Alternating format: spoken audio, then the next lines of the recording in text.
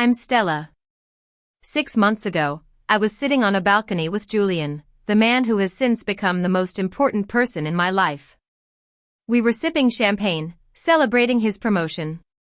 The city lights were twinkling below, and I felt a sense of peace and contentment that I hadn't known in a long time.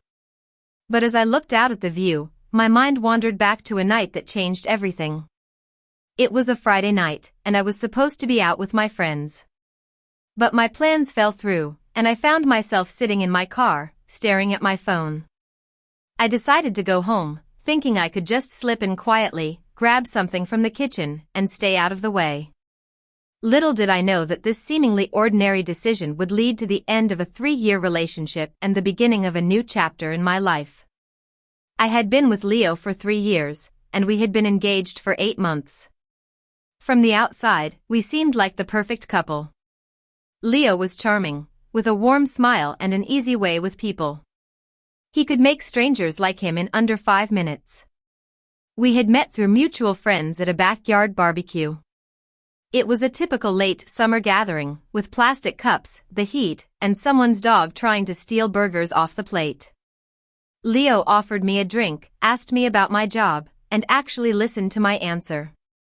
He remembered little details about me, like my coffee order and my sister's name.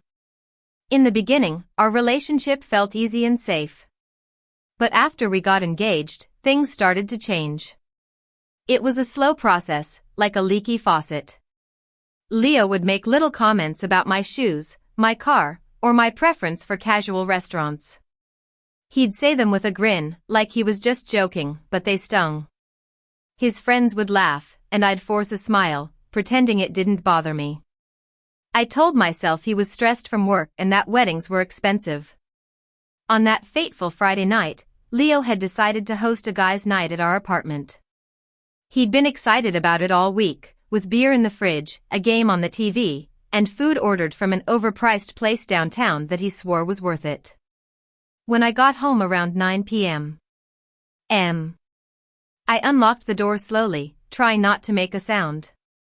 The first thing I heard was their loud, careless laughter, the kind that only comes when people feel safe being cruel.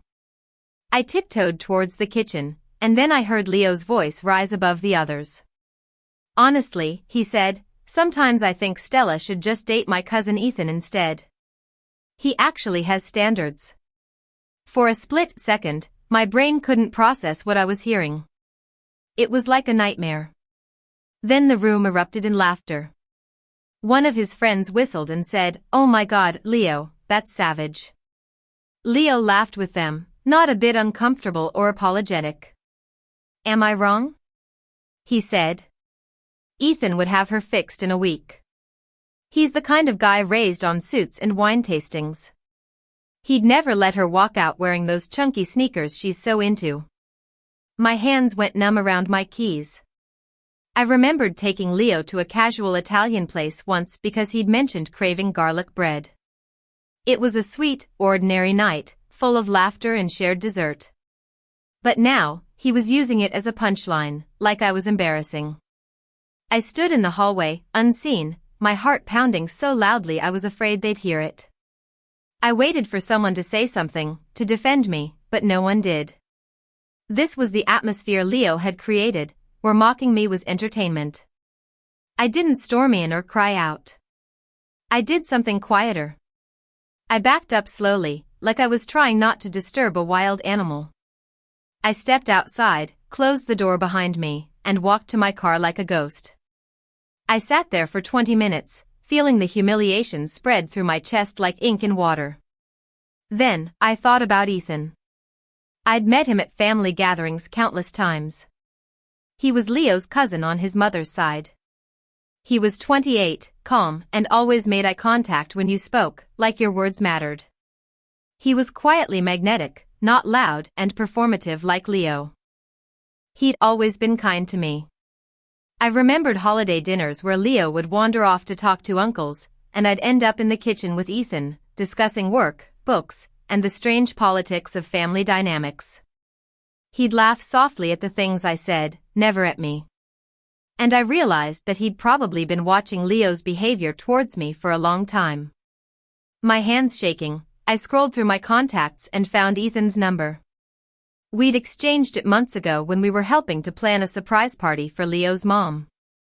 I stared at the screen for a minute, my thumb hovering. Then I typed, "Hey, Ethan. It's Stella. I know this is random, but do you have time for a call? Something happened, and I really need an outside perspective." I didn't expect him to respond quickly. But 10 minutes later, my phone lit up with his name. I answered, and his warm, immediate voice came through. "Stella, hey, are you okay?" The concern in his tone cracked something open in me. I don't know," I admitted. I just overheard Leo saying something to his friends, and my voice caught. I hated that it did. I need to tell someone before I convince myself I made it up. "Tell me," Ethan said, without hesitation or an awkward laugh. So I did, recounting every word as best as I could remember. When I finished, there was a long silence on the line. Then Ethan exhaled slowly, like he was trying to control his anger. "Stella," he said quietly, "I'm so sorry. You didn't deserve that. And this isn't the first time I've noticed him talking about you like that." My chest tightened. "You've noticed?" "Yes," he said.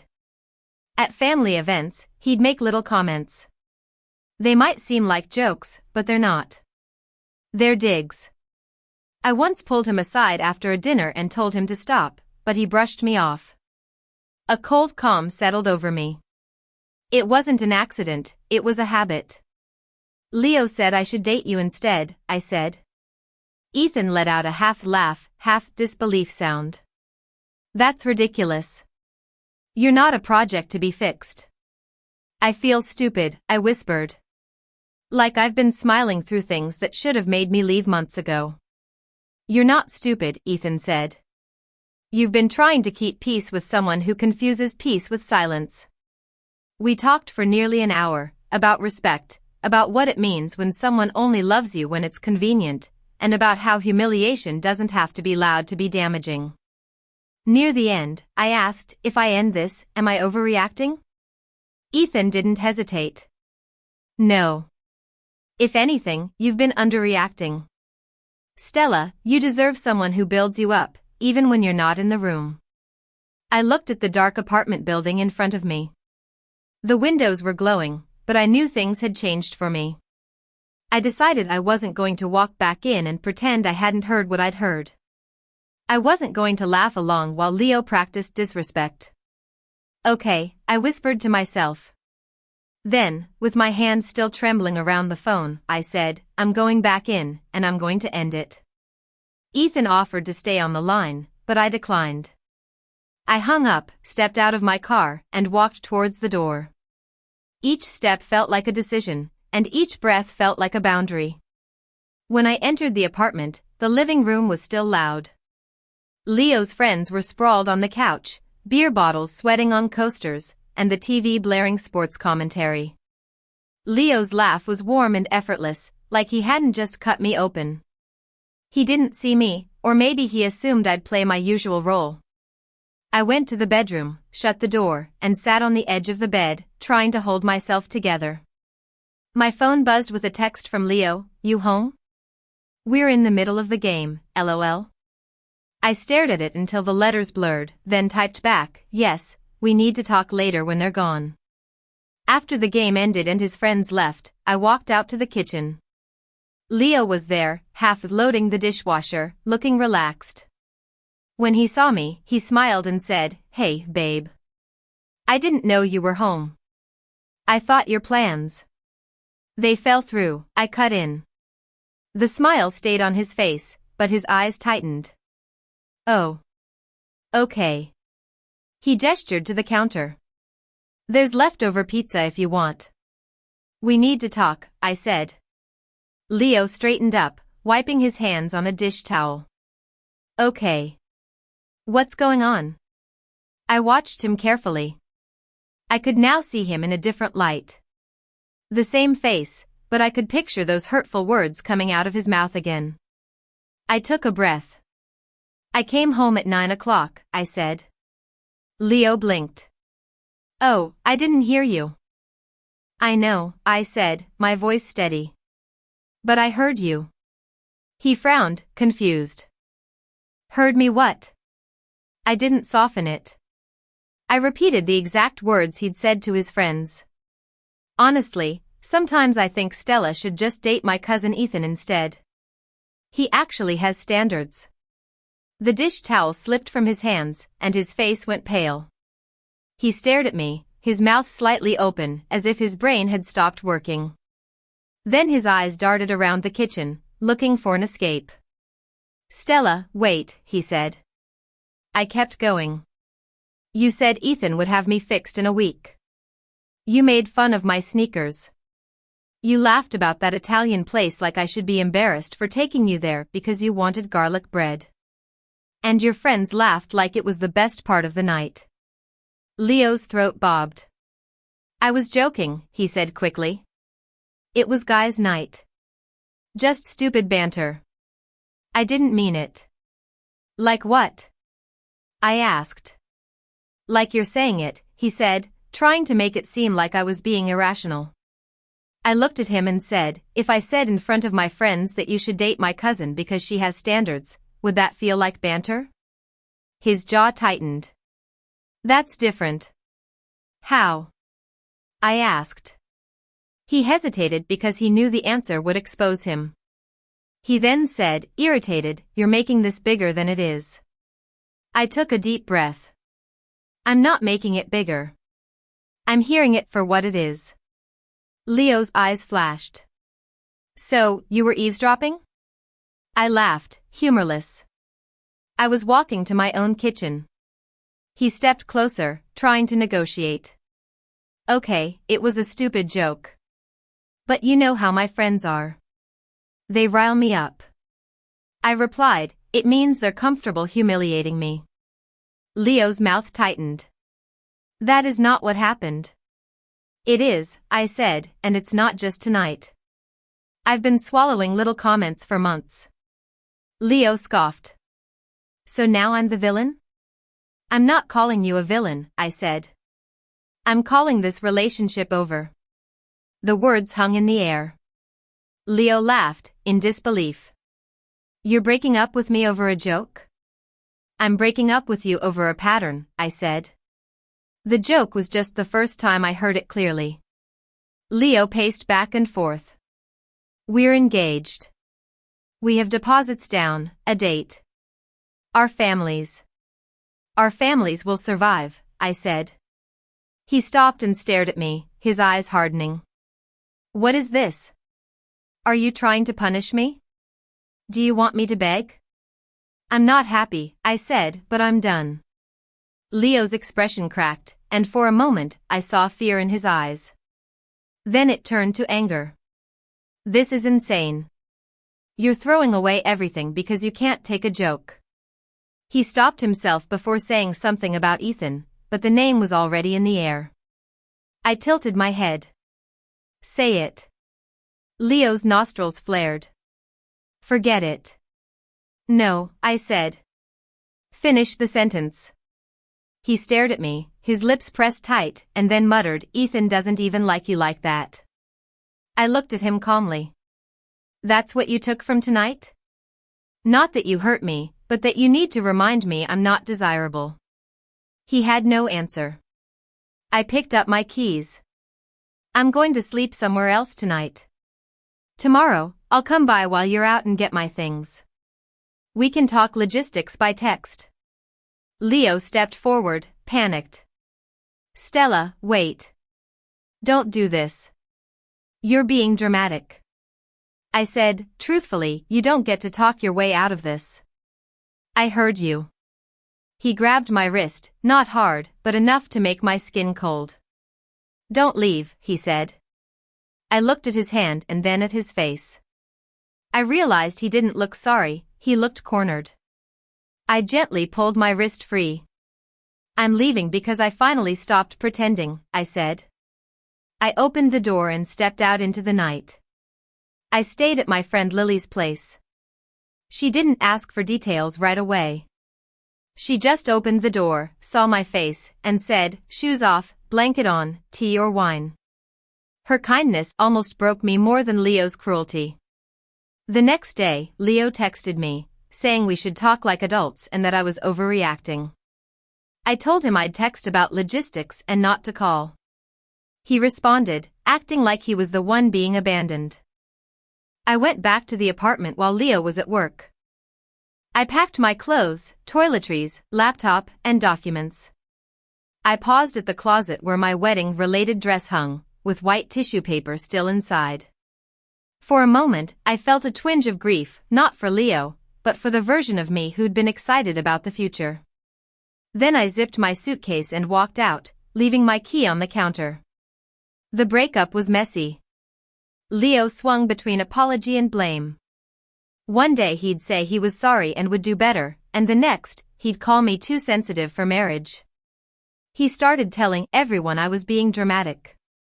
2 days later, I got a call from Leo's mother. She said, "Stella, I heard something happened." She was embarrassed, but then she surprised me by saying, "You're still welcome at family events, no matter what Leo does. You were good to us." That night, I got a text from Ethan, "Hey, I heard you and Leo ended things. Are you okay?" I stared at the message for a long time. The tears finally came, a slow spill of all the emotions I'd been holding in. I texted back, "Not okay yet, but I will be. Thank you for last night." He then asked if we could have coffee that weekend. I almost didn't go. I sat in my car outside the cafe for 5 minutes, watching normal people going about their lives. I was freshly broken up, and my engagement ring was still in my bag. I knew how it might look to others, but I also knew this wasn't about revenge. When I finally went inside, Ethan was already there, sitting by the window. He stood up when he saw me and smiled in a way that made me feel like I could just be myself. We talked for nearly 2 hours, first about work and how strange it is when your future collapses quietly. When Leo came up in the conversation, Ethan was honest but not defensive. He said, "Leo has always cared a lot about how things look. I think he confuses image with value." I asked if he was the same way, and he said, "No, I don't." That's when I realized something important. Talking to Ethan didn't drain me. I didn't have to be someone else. We agreed to take things slow. Coffee turned into dinner, and dinner turned into a movie. It wasn't a traditional dating relationship at first, but it was something. A month after the breakup, one night after Thai food, Ethan reached for my hand and asked, "Is this okay?" I said yes, and I meant it. Then, the family reunion came up. It had been planned months in advance. Ethan mentioned it casually and asked if I'd go with him as his date. I was hesitant because I could imagine Leo's reaction. But I thought about that hallway and the way Leo had spoken about me, and I decided to go. We didn't tell anyone ahead of time. When we arrived at the rented pavilion in the state park, I spotted Leo before he saw us. He was standing near his mother, relaxed. When his eyes landed on us, his expression changed. First, there was confusion, then recognition, shock, and finally, anger. Leo's mother noticed us and said, "Stella, I didn't know you were coming." "Ethan invited me," I said calmly. "I hope that's okay." "Of course," she said, though her glance went to Leo. Leo finally found his voice and said, "Can I talk to you?" He was looking at me. Ethan said, "I don't think that's a good idea." Leo snapped, "I wasn't talking to you." Ethan's jaw tightened, but his voice stayed calm. "She's here with me. If you have something to say, say it in front of both of us." The place went silent. Leo's face flushed. "You're dating my cousin?" he demanded. "Are you serious?" I said, "You told your friends I should, so I listened." Leo said it was a joke, but I replied, "It wasn't funny, and you weren't joking when you said he had standards." Ethan's hand tightened around mine. "And you were right. He does." Leo stared at me, hating what he saw. "You're doing this to hurt me," he said. No, I said. I'm doing this because you already did. Leo turned to Ethan. How could you do this? Ethan shrugged. How could I date someone you treated badly and then lost? Pretty easily. Leo.